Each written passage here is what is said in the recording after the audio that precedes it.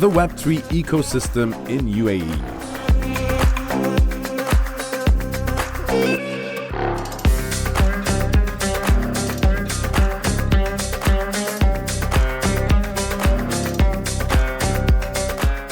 Great. Good morning, AIBC.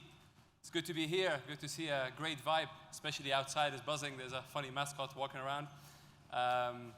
So unlike the previous speakers, I will be showing numbers and slides, but I hope you find it very colorful and insightful. So let's see. I mean, I'm sure we can all agree that I have to change this photo at some point. So there are many cities around the world that have positioned themselves as crypto-friendly and have provided a great environment to attract crypto businesses. And that pretty much aligns with the crypto adoption index that you see there on the screen. However, Dubai, as you all can see, has emerged as the to-go-to destination for crypto businesses. And many will ask, why Dubai? Well, first of all, Dubai has positioned itself as a global business hub and as a great gateway to Middle East, Africa, and South Asia. Businesses that set up in Dubai, they really find themselves at the center of access to a great portion of the world's wealth and opportunity. You're just about 4 to 8 hours flight from some of the very interesting emerging markets as well as developed markets. And Dubai is also very well connected in terms of time zone. You can manage east to west at the same time. However, more than that, Dubai has really stood out when it comes to some of the high-ranking categories, mostly in the region, but also sometimes in the world. For example, being very economically competitive and having a very easy-to-do business place and environment, and a great place to live as well, as you can see. More than that, it's a very cosmopolitan place. I mean, if you walk around in Dubai in any place, you can't even know which country this is from the majority of the international crowd that live in Dubai and the UAE. And last but not the least, being a global destination for events. As you can see, we've got many big events, and the panel was earlier talking about all the layer 1s and 2s that are choosing to host their events over here. And especially for crypto events, this has become a very popular destination for that. Now, moving on a little bit to crypto in the UAE, I'm glad to say that 31% of UAE residents last year have either owned or transacted in crypto, and that number will only be growing with the help of people here in the room who are from this industry. But more importantly, last month, UAE have completed their first cross-border transaction using crypto, the central bank digital currency. And this was done with China for an oil deal, if I'm not mistaken. And this is basically a game changer. This is going to open up a new era of crypto dealings. There's also more than 7,000 people who work in the crypto and Web3 space, employed by over 1,800 companies. And this number will also continue to grow as we see more companies being licensed by the regulator here. As you can see, 14 VASPs already got their license, and there are a lot more to come. In terms of funding as well, things are maturing. There's a lot more interest in investments in Web3, and the total size of the investments at the moment, the funds is about $3.5 billion in the UAE in Web3 in particular. Now, there are a lot of opportunities that have resulted in those statistics that we've seen earlier, and mostly because of the developing regulatory landscape, as the regulators have really caught on now and ramped up the approvals, and that has also attracted more interest from the institutional investors as well in the UAE. Also the vision, my colleagues earlier talked about the vision of Dubai and the UAE and how they support disruptive technology in terms of crypto and Web3, of course, but also gaming. Gaming is on the national agenda as we look to diversify from fossil fuels and focus more on developing a knowledge-based economy. And AI, of course, I had to talk about AI.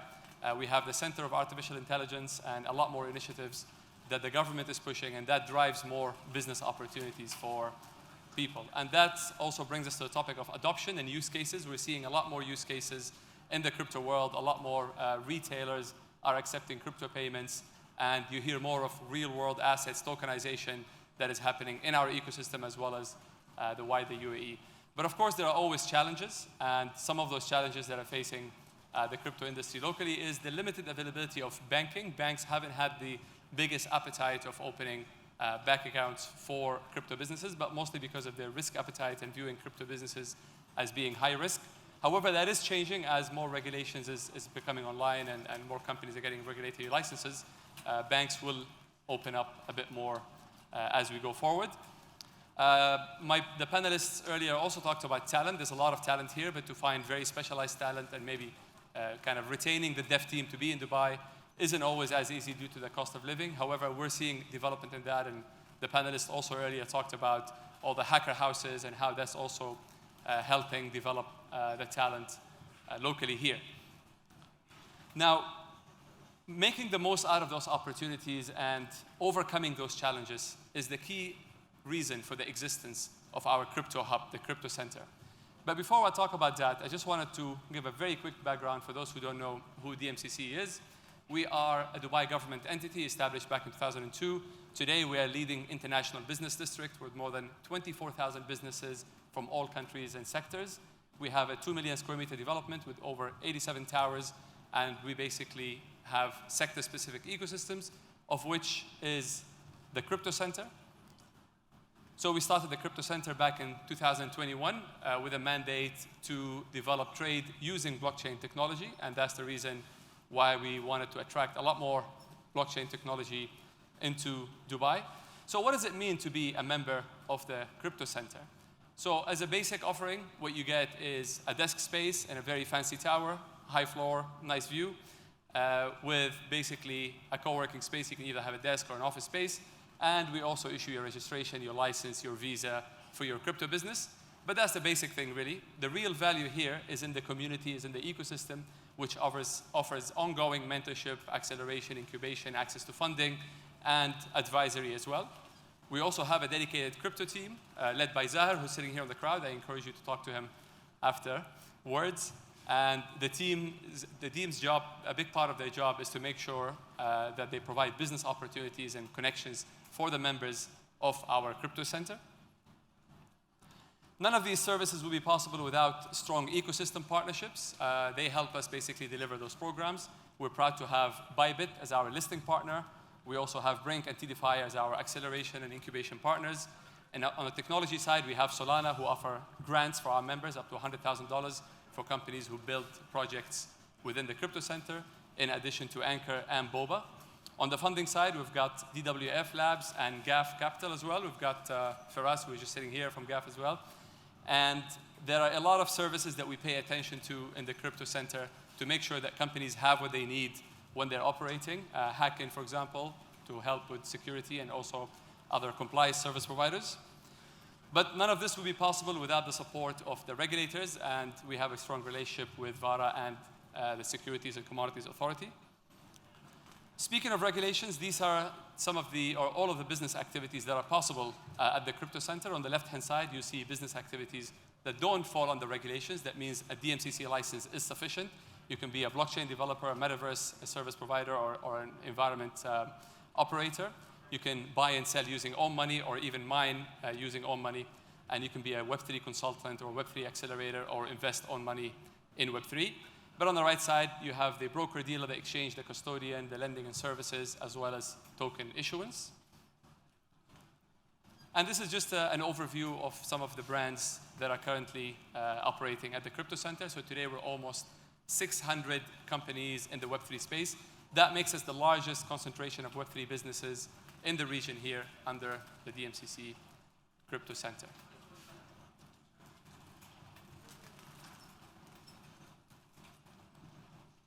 Just some photos to show some of the meetups that we do every quarter at the Crypto Center as well.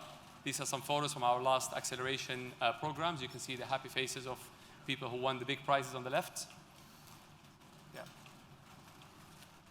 We also had our hackathon, the Crypto Innovation Challenge, last year with Bybit, and 3 winners took home over $100,000 worth of prizes. We plan to do this once again this year, and I hope we invite you all to participate as well. Finally, we are coming up with our Future of Trade Report Special Edition. We do this every year, and the next edition is going to focus on crypto, DeFi, and the metaverse. This is just a small teaser of some of the findings that the report will have. I'm not going to get into it in details, but just wanted to say thank you for listening, and that's all from my side.